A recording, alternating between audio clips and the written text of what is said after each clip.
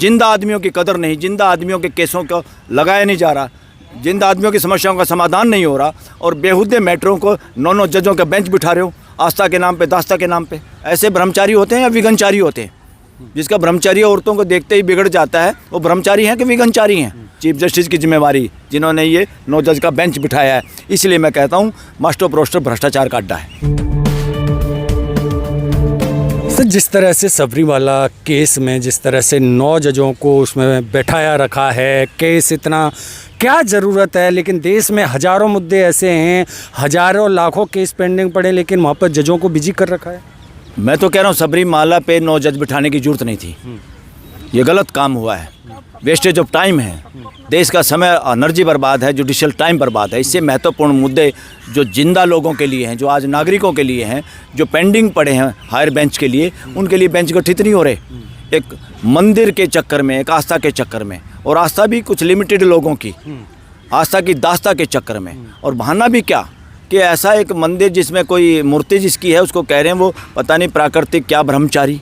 अरे ब्रह्मचारी है तो इस अस्तित्व की रियलिटी के खिलाफ जाओगे क्या? अगर कोई ढोंग चल रहा है आस्था के नाम पे, उस ढोंग को ख़त्म करना होगा। कोई परंपरा बेहुदी परंपरा है, उसको ख़त्म करना होगा।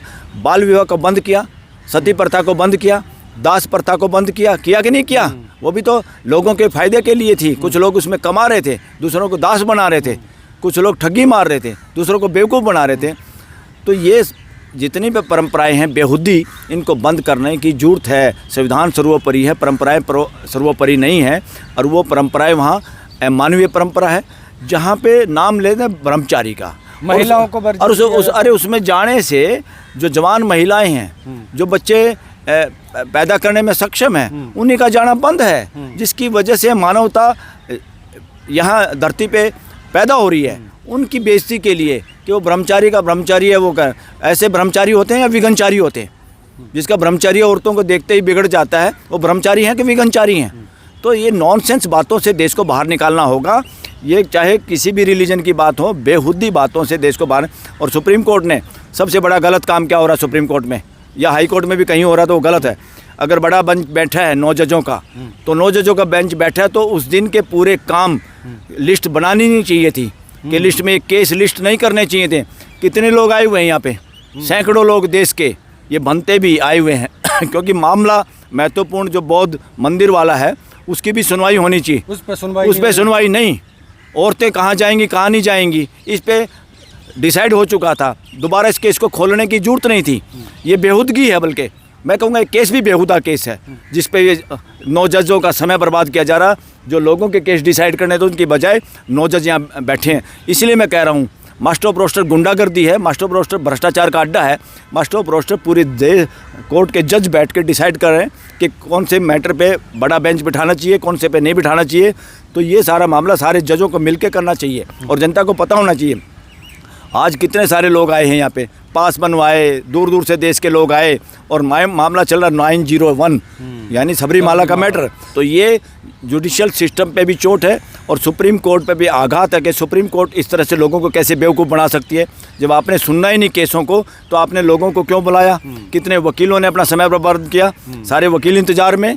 ये this is nonsense on the part of supreme court, और ये सारा काम है चीफ जस्टिस की जिम्मेवारी जिन्होंने ये 9 जज का बेंच बिठाया है। इसलिए मैं कहता हूँ मास्टर प्रोस्टर भ्रष्टाचार का अड्डा है। तो इस तरह के कानून में सुप्रीम कोर्ट क्या कर सकता है? अरे सुप्रीम कोर्ट तो जब करेगा, बार को स्ट्रॉन्ग होना चाहिए, बार एसोसिएशनों को स्ट्रॉन्ग होना चाहिए, वकीलों को स्ट्रॉन्ग होना चाहिए, वकीलों को समय पर बोलना चाहिए। जिंदा आदमियों की कदर नहीं, जिंदा आदमियों के केसों को लगाया नहीं जा रहा, जिंदा आदमियों की समस्याओं का समाधान नहीं हो रहा, और बेहुदे मैटरों को 9 जजों का बेंच बिठा रहे हो आस्था के नाम पे, दास्ता के नाम पे। देश आवाज़ उठाएगा तो सब कुछ बदलेगा। लेकिन जब देख रहे हैं बिहार में बोध गया वाला जो बीटी एक्ट है उस पर कोई सुनवाई नहीं कर रहे। अरे जहाँ पे क्लियर चीज़ें हैं, जहाँ क्लियर एविडेंस हैं, जहाँ आदमियों को औरतें बनाया हुआ है, तथागत बुद्ध की मूर्तियों पे लाली बिंदियाँ लगा लगा के औरतें बना के माताएं बनाई हुई है देश के अंदर। अब ये मामला बौद्ध मंदिर तक नहीं है। मैं तो ये कहना चाहूँगा पूरा देश इकट्ठा होकर उन सारी साजिशों का पर्दाफाश करे। वो सारे शतान जिन पे अवैध कब्जे चल रहे हैं हिंदू नाम पे, वो असल बात वो हिंदू नहीं, वो वर्णवादियों के कब्जे हैं, और वर्णवादियों के साथ, वर्णवादी मानसिकता के साथ देश नहीं है। मेजॉरिटी वर्णवादी मानसिकता के खिलाफ है। वो कब्जे वर्णवादियों के हैं, देश के लोगों के नहीं हैं। हिंदुओं के नहीं हैं, इसलिए उन स्थानों को खाली कराने के लिए आवाज़ उठाई जाए और देश में इस तरह का आंदोलन जो चलाने की तैयारी हो रही है वो अच्छी है बात है।